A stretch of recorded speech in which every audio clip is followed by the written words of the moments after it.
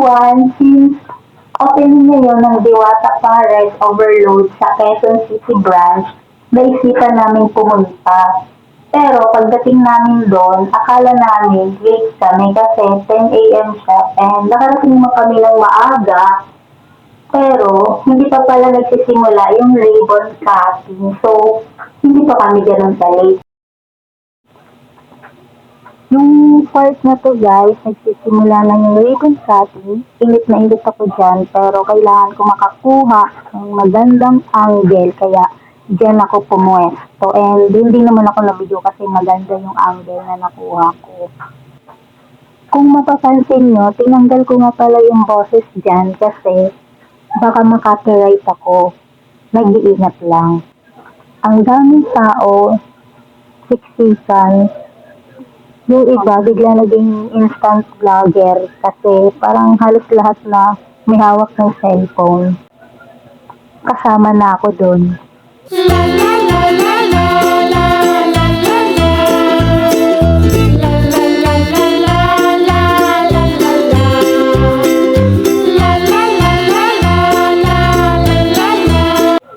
Yung part na to guys, natabunan na ako ng maraming tao kasi nakatayo na sila. Kanina kasi nakaupo yung mga yan.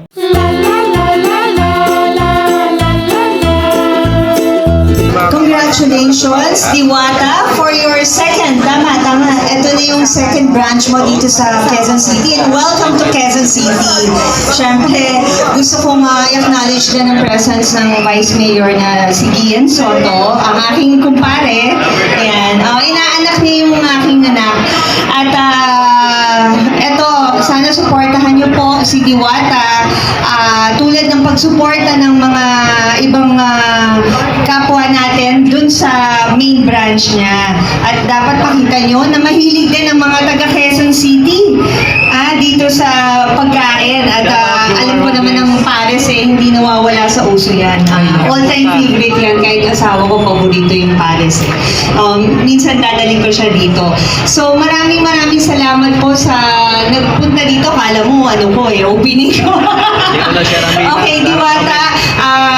Yun. Narinig ko kanina, sabi, huwag intindihin ng bashers. May basher ba? Hindi. Basta huwag mo na lang intindihin kung ganun talaga. Pag puno ng bunga ang puno, talagang binabato yan. Para So, just be humble, stay grounded, at sana mas marami ka pang matulungan na kapwa mo. Ayan, maraming salamat, and God bless you, Diwata, and thank you for inviting me here. Again, palapakan po natin! And next to speak is the Honorable Handsome Vice Mayor of Quezon City, Honorable Gian Soto.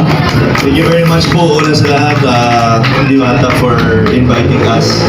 And alam mo, sa totoo lang, maraming mga taga-QC na dumadayo ng Manila para matikman yung blessing ng luto na i-share mo sa taong bayan.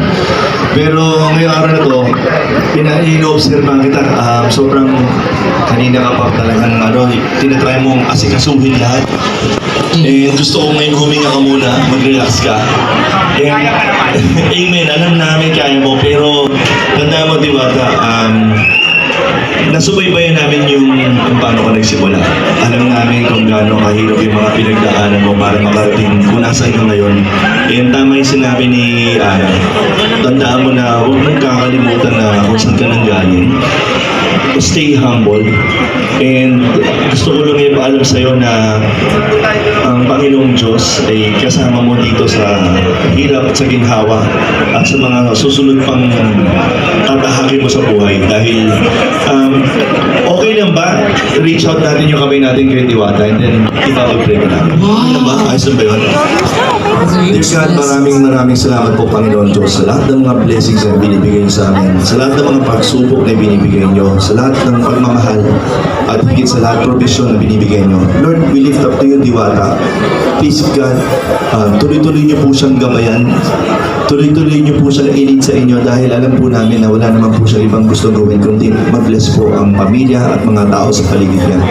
Kaya po, Lord, we pray for good health, long life, protection, provision, at higit sa lahat, puno ng kasiyahan sa buhay ni Diwata at tuloy-tuloy niyo po siyang gamitin bilang isang inspirasyon sa mga tao sa paligid. Sa ngalan ng iyong anak na si Jesus, this we pray. In Jesus' name, Amen! Ayan. So, maraming salamat, Vice Mayor Gian. Ayan, at next to speak for us, Siyempre, good morning po sa inyong lahat. Nandito kami para suportahan ang aming kaibigan, si Diwata. At lagi kong sinasabi na si Diwata po ang nagsisilbing inspirasyon natin. Lalo na marami tayong kababayan dito sa Pilipinas na lumalaban sa buhay. So sana, instead na kainggitan or siraan or kung ano-ano mang negatibong komento kay Diwata, suportahan na lang natin. Kasi the more po na lalaki pa yung mga negosyo ni Diwata, mas marami po tayong matutulungan at may inspire na kababayan natin. So maraming salamat po. Abangan nyo po. Marami po kaming ipapamigay sa inyong lahat. Good morning.